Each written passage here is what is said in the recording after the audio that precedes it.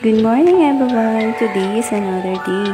Thank you Lord sa panibagong araw na pinagkaloob niyo po sa amin. So ngayong umaga, samahan ninyo ko sa araw-araw na ginagawa namin.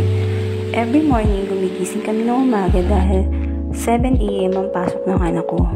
So, nakabihis na sila, nakaligo na sila, and paalis na rin sila sa bahay. Nakakain na rin sila ng almusal bago sila pumasok ng eskwelahan kasi mas maganda na nakakakain ng mga estudyante bago pumasok sa eskwelahan. Sabay-sabay silang pumasok ng pinsan nila. So, yung dalawa kanina, yung anak ko at yung isa ay yung pinsan nila. Walking distance lang yung school dito sa apartment namin. Siyempre, habang nasa eskwelahan ng anak ko, mag-aasikaso na tayo dito sa bahay. Iinisin ko lang naman yung mga pinagkainan nila at yung mga kalat namin kagabi. At siyempre, mag-iimis din tayo ng mga ginagamitan sa pagluluto kanina. Kung mapapansin ninyo, may dalang lunch bag yung anak ko. Opo, tama kayo. Hindi ko na pinapauwi yung anak ko at pinagbibinalot ko na lang sila. Dahil nga tanghaling tapat ang uwi nila.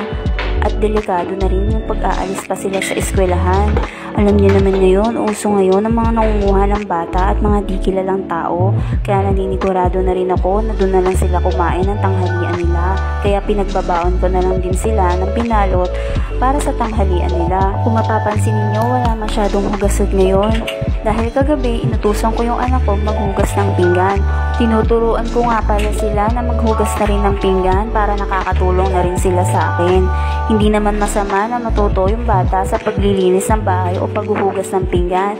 Dahil nga dalawa yung anak ko, alternate sila nag-schedule sa paghuhugas ng pinggan. Tinuturuan ko na rin sila sa mga gawaing bahay para maalam na rin sila at hindi lang puro laro ang mga alam nila. Minsan nga iniisip ko na parang ako lang yung may mata sa bahay dahil ako lang yung nakakakita ng kalat. Tapos kung maghugas ay iinisin ko na rin tong mga kalat namin kagabi, yung mga tira-tirang pagkain dito sa may gilid ko.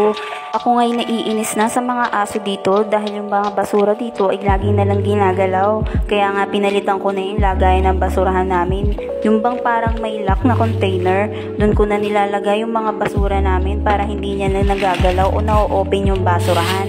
Dati kasi yung parang na-open lang yung takip, mauupakan ko na talaga yung mga asong yun. Char. At yan na nga, lalagay ko na sila sa basurahan. Pumasok na rin agad ako sa loob dahil mainit sa labas. Siyempre, umpisahan ko na uli maglinis dito sa loob ng bahay. Magwawalis-walis din ako kasi marami din mga buha-buhangin.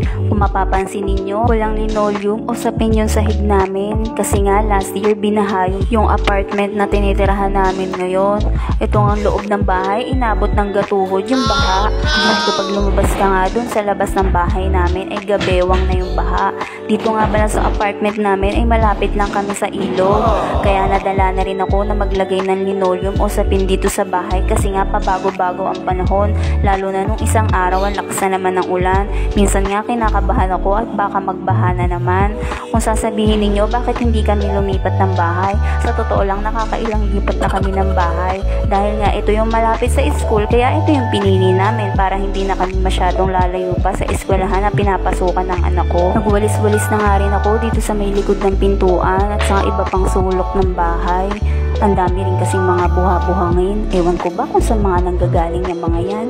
So yun na nga, nagmamadali na nga ako maglinis ng bahay at talagang sobrang init dito sa amin dahil wala nga kisame dito at bubong lang. Lalo na kapag tanghaling tapa, talagang napakainit at hindi mo rin maiiwasan na hindi ka pagpawisan lalo na pag naglilinis ka.